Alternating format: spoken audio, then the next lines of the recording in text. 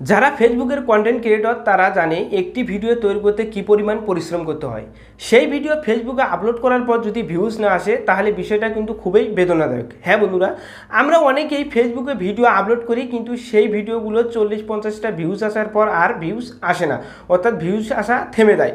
আপনি এত কষ্ট করে ভিডিওটা তৈরি করলেন, সেই ভিডিওতে যদি 40-50টা ভিউজ আসার পর ভিউজ যদি আর না আসে তাহলে কিন্তু আপনার কিন্তু খুবই কষ্ট লাগবে, আপনি কিন্তু আর ভিডিও কিন্তু তৈরি করার প্রতি আর কিন্তু মনোযোগ দেবেন না। তো বন্ধুরা, আজকে আমি আপনাদেরকে এমন একটা টেকনিক শেখাবো যে টেকনিকগুলো অ্যাপ্লাই করলে আপনার পুরাতন ভিডিওগুলোতে ভিউজ আসা শুরু হবে এবং নতুন যে ভিডিওগুলো আপলোড করবেন সেগুলোতে কিন্তু 100% ভিউজ আসবে।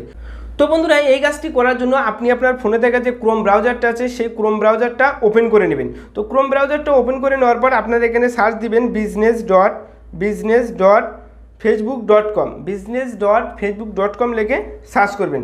তো সার্চ করার পর আপনাকে এরকম একটা ওয়েবসাইটে নিয়ে আসবে। তার আগে আপনার এই যে 3 ডট যে চিহ্নটা আছে সেখানে টাচ করবেন, করার পর এখান থেকে ডেস্কটপ সাইট যে অপশনটা আছে সেখানে টাচ করে টিক চিহ্নটা দিয়ে নেবেন। তারপরে এটা ডেস্কটপ মুড হয়ে যাবে। তারপর আপনারা এখান থেকে দেখতে পারবেন লগ ইন উইথ ফেসবুক যে লেখাটা আছে সেখানে টাচ করবেন। তো টাচ করার পর আপনাদেরকে এরকম একটা জায়গায় নিয়ে যাবে। তারপর এখান থেকে আপনি আপনার ফোন নাম্বার এবং পাসওয়ার্ড দিয়ে আপনার ফেসবুকটাতে লগ ইন করে নেবেন। তো তারপর বন্ধুরা, আপনাদেরকে এরকম একটা পেজে নিয়ে আসবে। পেজে নিয়ে আসার পর আপনারা এখানে দেখতে পারবেন আপনার ফেসবুক প্রোফাইলের আন্ডারে প্রথম যে পেজটা থাকবে সেই পেজটা কিন্তু এখানে অটোমেটিকলি এখানে চলে আসবে। তো আপনারা যদি চান যে আপনারা 2 নাম্বার পেজে কাজ করবেন, 3 নাম্বার পেজে কাজ করবেন, অর্থাৎ আপনার ফেসবুক প্রোফাইলের আন্ডারে যদি আরও অন্যান্য পেজ থাকে সেক্ষেত্রে আপনার এই যে অপশনটাতে টাচ করে এখান থেকে পেজগুলোতে যে পেজে কাজ করতে চান সেই পেজটা সিলেক্ট করে নিতে পারবেন। ঠিক আছে?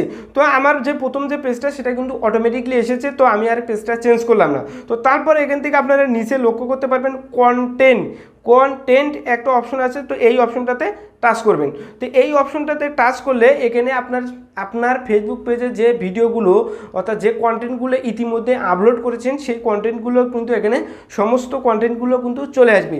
তো এখান থেকে আপনার যে কন্টেন্টটার ভিউজ আসে না, অর্থাৎ যে কন্টেন্টগুলোর ভিউজ ডাউন হয়ে গেছে, যে কন্টেন্টটা ডেড হয়ে গেছে সেই কন্টেন্টটা এখান থেকে সিলেক্ট করে নেবেন।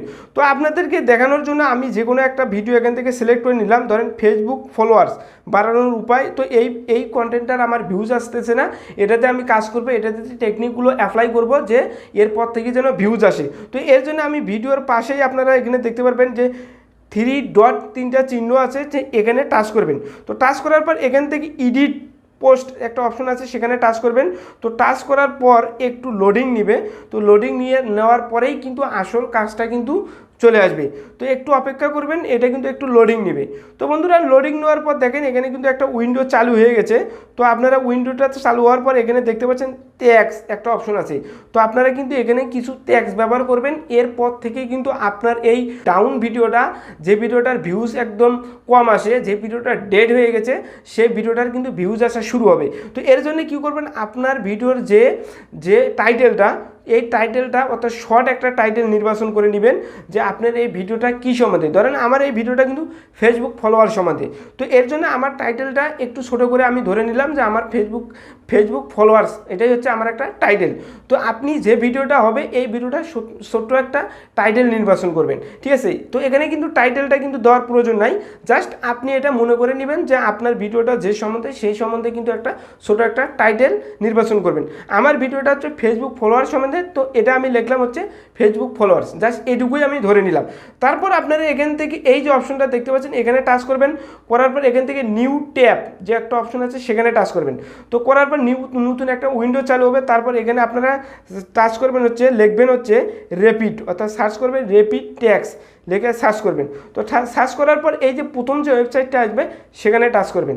তো টাচ করার পর এখান থেকে টিকটক ট্যাক্স এটাতে টাচ করবেন। টিকটক ট্যাক্স এবং ফেসবুক ট্যাক্স কিন্তু একই। তো এখান থেকে আপনারা টিকটক ট্যাক্সটা সিলেক্ট করে নেবেন। তো নেওয়ার পর এখান থেকে আপনারা ইন্টার ইউর নেক্সট যে অপশনটা আছে এখানে আপনারা লিখবেন হচ্ছে ফেসবুক ফলোয়ার। ধরেন আমার আগে লেখা ছিল, আমি এখানে লিখলাম, অর্থাৎ টাইটেলটা আমি এখানে লিখলাম ফেসবুক ফলোয়ার্স।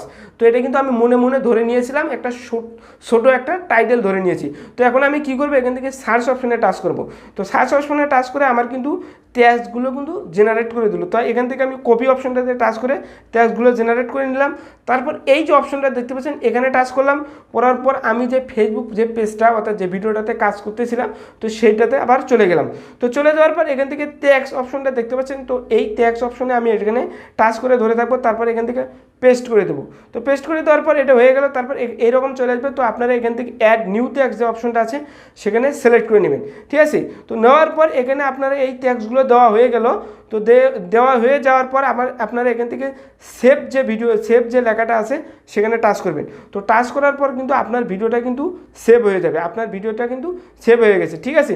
তো আপনার যে ভিডিওগুলো ডাউন হয়েছে, যে ভিডিওগুলো ডেড হয়ে গেছে, সমস্ত ভিডিওগুলোই কিন্তু এইরকম করে কিন্তু ট্যাগ ইউজ করবেন। এরকম করে আপনারা প্রত্যেকটা ভিডিওর টাইটেলটা একটা শর্ট টাইটেল ধরে নেবেন, তারপর ওটা ওখানে গিয়ে জেনারেট করে সেই ট্যাগসগুলো নিয়ে এসে প্রত্যেকটা ভিডিওটাতে আপনারা ট্যাক্সের জায়গায় ট্যাক্সগুলো ইউজ করবেন।